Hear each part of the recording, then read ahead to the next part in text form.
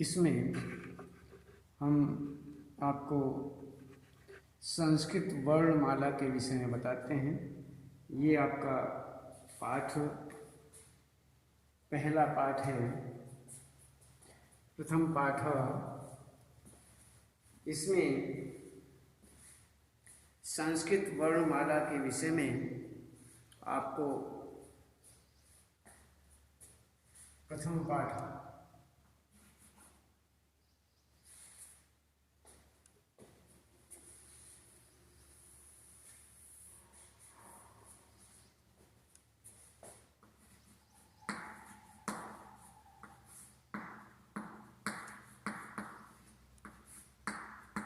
प्रथमः पाठः वर्णमाला।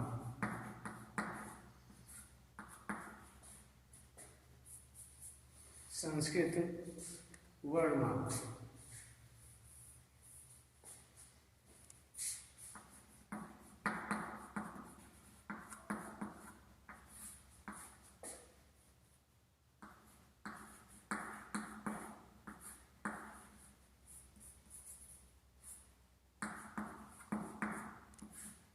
संस्कृत वर्णमाला। तो अब हम आपको संस्कृत वर्णमाला के विषय में वर्ण, इस पाठ के अंतर्गत हम आपको वर्ण दो प्रकार के होते हैं। संस्कृत में अलग अलग वर्ण होते हैं। संस्कृत में भी वर्णमाला होती है। संस्कृत में यहाँ पर संस्कृत वर्णमाला के विषय में आपको बताते हैं। इसमें वर्ण दो प्रकार के होते हैं। जिस प्रकार से हिंदी में वर्णमाला होती है, उसी प्रकार से संस्कृत में भी वर्णमाला होती है। उसमें स्वर और व्यंजन होते हैं, इसमें भी स्वर और व्यंजन होते हैं। तो ये हम ध्यान देंगे और उसी ही प्रकार से आप इसको याद करेंगे। जैसे आपने हिंदी में याद किया था, उसी प्रकार से। तो सबसे पहले हम देखते हैं कि इसमें वर्ण दो प्रकार के होते हैं। वर्ण दो प्रकार के होते हैं, एक स्वर और दूसरा व्यंजन। स्वर और व्यंजन, इसमें स्वर और व्यंजन, सबसे पहले हम स्वर देखते हैं। संस्कृत वर्णमाला में 13 स्वर हैं। संस्कृत वर्णमाला में 13 स्वर हैं, जो निम्नलिखित 3 भागों में विभाजित किए जाते हैं। 3 भागों में ये विभाजित होते हैं। एक ह्रस्व स्वर, दूसरा दीर्घ स्वर, तीसरा संयुक्त स्वर। अब हम इसमें अलग अलग देखते हैं। ह्रस्व स्वर ए, ई, उ, ऋ, लृ, ये 5 हैं और इन्हें मूल स्वर भी कहते हैं।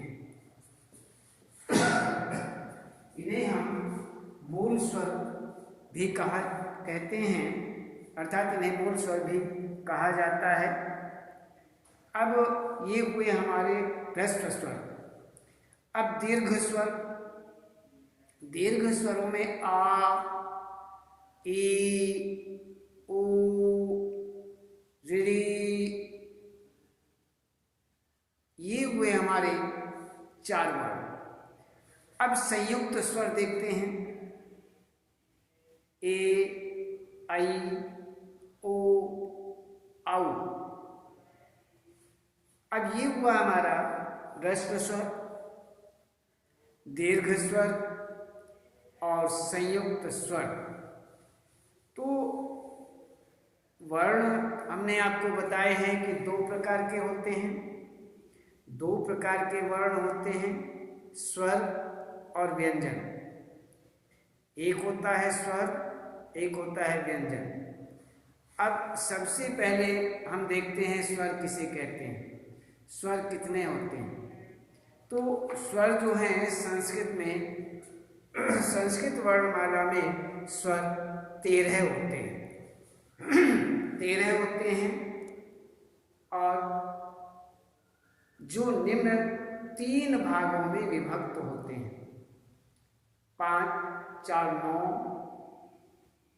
और 4, 13।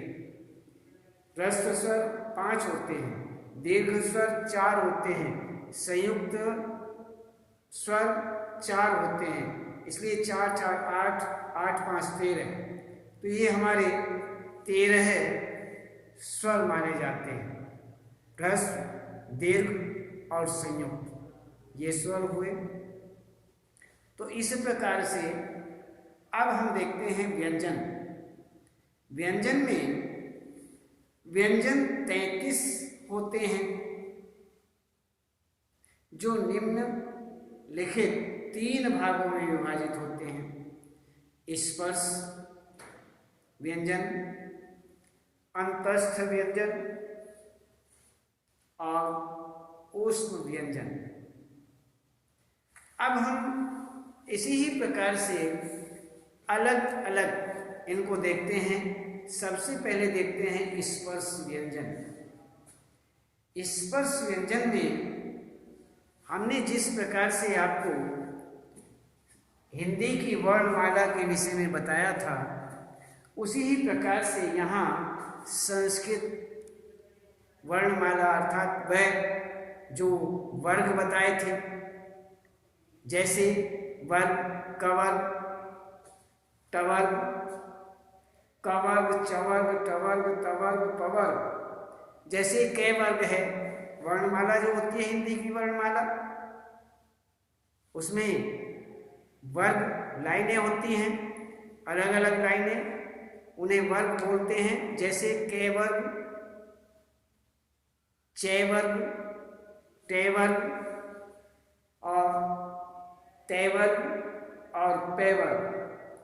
ये हमारे 5 वर्गों में विभाजित होते हैं। स्पर्श व्यंजन जो हैं 5 वर्ग होते हैं और 5 वर्गों में 5-5 वर्ण होते हैं। इसलिए यहाँ पर ये हमारे वर्ण हुए अलग अलग 5 वर्गों में। अब कौन कौन से हैं कै वर्ग में? कै, खे, गे, घे, ङ। चवर्ग में चे, छे, जे, झे, हैं। टवर्ग टै, ठे, डे, ढे, ने। तवर्ग तै, थे, दे, धे, ने। पवर्ग पै, फै, बे, भे, में। तो कवर्ग कै, कै, खे, गे, घे, ङ। चवर्ग में चे, छे, जे, झे, या। टवर्ग में टै, ठे, डे, ढे, ने। तवर्ग में तै, थे, दे, धे, तै, थे, दे, धे, ने। पवर्ग में पै, फै, बे, भे, में।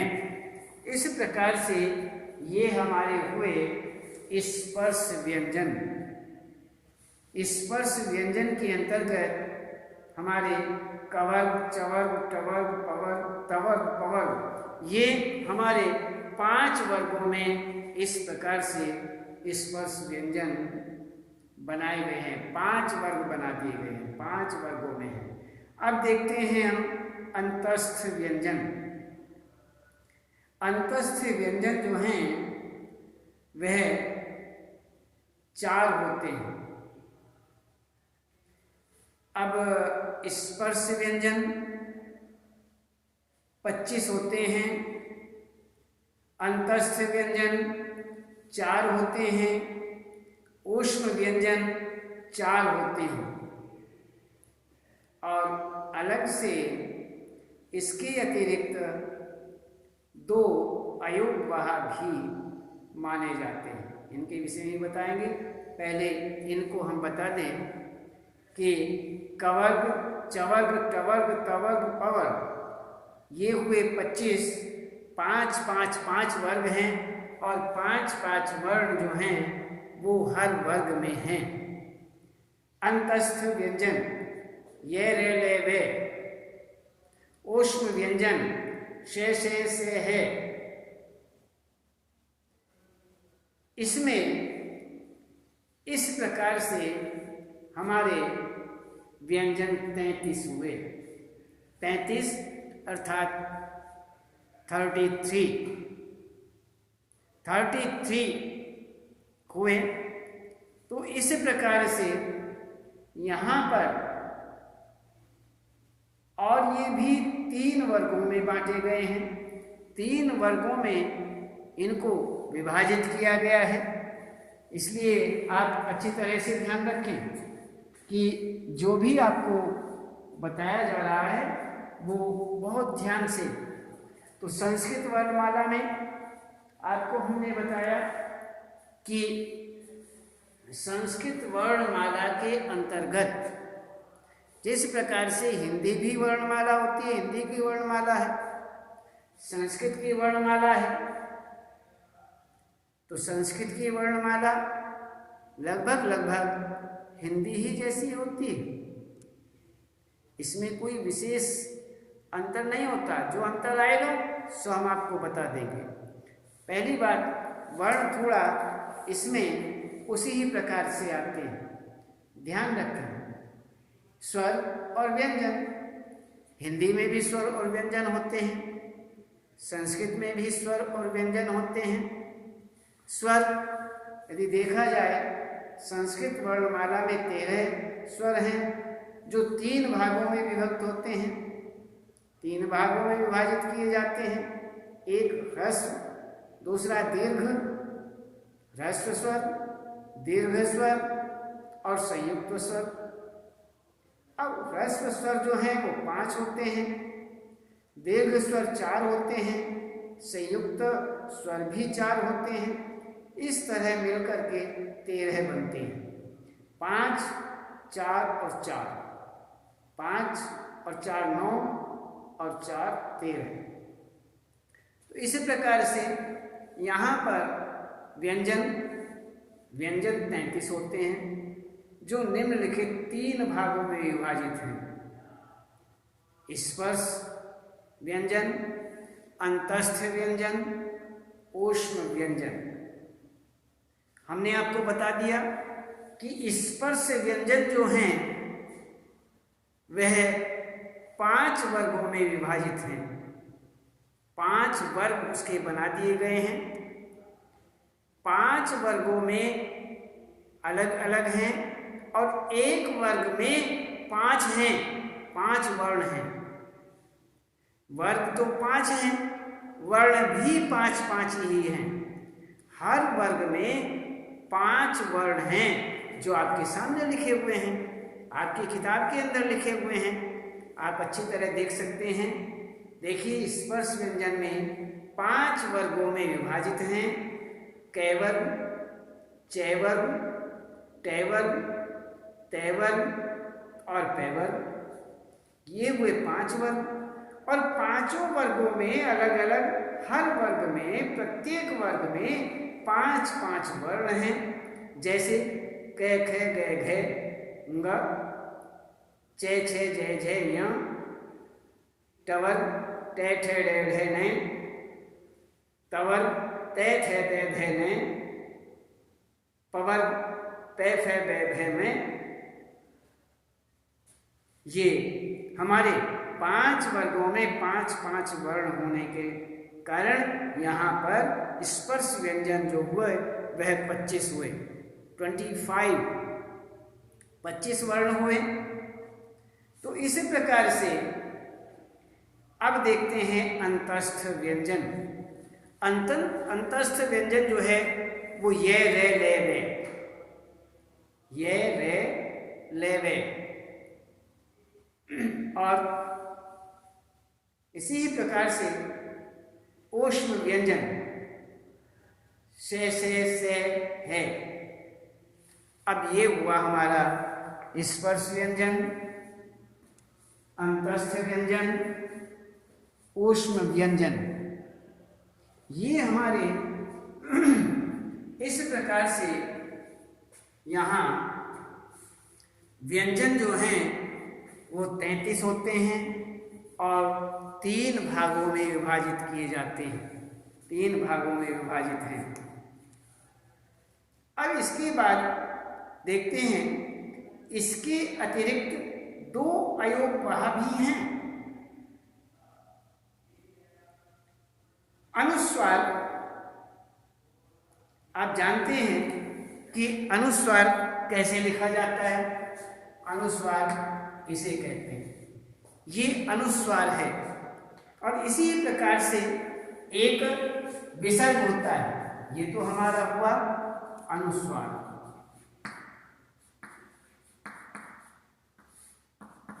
ऐसे अनुस्वार लिखा जाता है। एक होता है विसर्ग।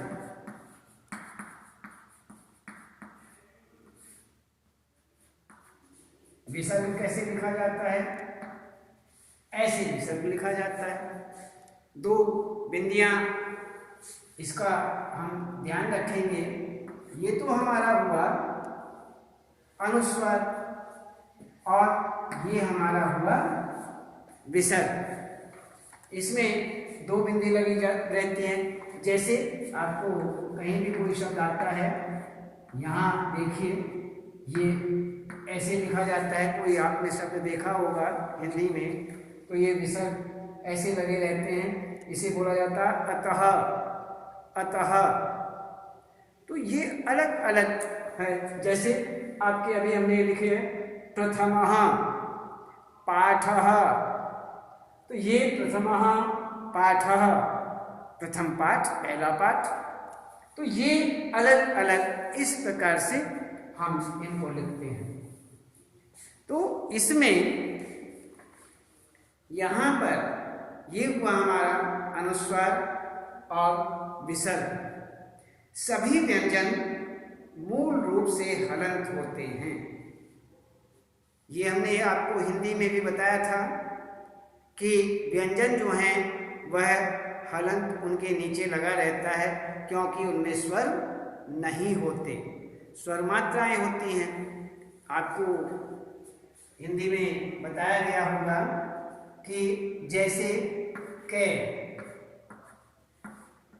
कै में हलंत लगा रहता है, और यदि इसमें हलंत न हो तो हम मानते हैं इसमें स्वर जुड़ा हुआ है, ए जुड़ा हुआ है। इसलिए ये पूरा मिलकर के कै बनता है। यदि इसमें ये हलंत लगा हुआ है और इसमें ए जोड़ दिया जाए तो ये हलंत हट जाता है, पूरा कै हो जाता है। क, ख, ग, घ, ङ। तो ये अलग होता है। और ये कैसे बोला जाता है? कै, कै, खे, गे, घे, ग, चे, छे, जे, झे। तो ये अलग बोले जाते हैं। तो इसमें कै हलंत में यदि ए है तो इसका हलंत हट जाता है और ये पूरा बन जाता है। तो इसे हम पूरा कहते हैं। इस बात का हम ध्यान रखें। तो इसमें ये हुआ हमारा विसर्ग और अनुस्वार। तो सभी व्यंजन जो हैं वो मूल रूप से हलंत होते हैं। सभी व्यंजनों में हलंत लगा रहता है। क्यों? उनमें स्वर नहीं होते, मात्रा नहीं होती। वास्तव में इनका अपना स्वरूप प्रत्येक व्यंजन के नीचे तिरछी लकीर अर्थात हलंत लगाने से स्पष्ट होता है। जैसे कै, खे, गे, जैसे कै,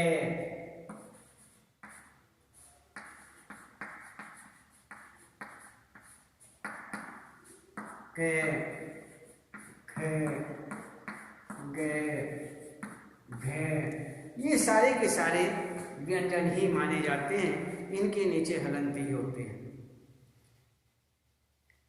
तो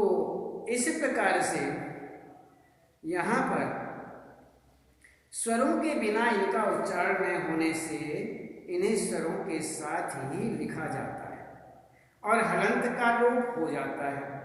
जैसे हमने आपको बताया, क में यदि ए जोड़ दिया जाए तो पूरा कै हो जाएगा, तय में हलंत में यदि ए जोड़ दिया जाए तो पूरा बन जाएगा। इस प्रकार से यहाँ पर इनको इनके साथ यदि लिखते हैं तो इनका लोप पूरा हो जाता है।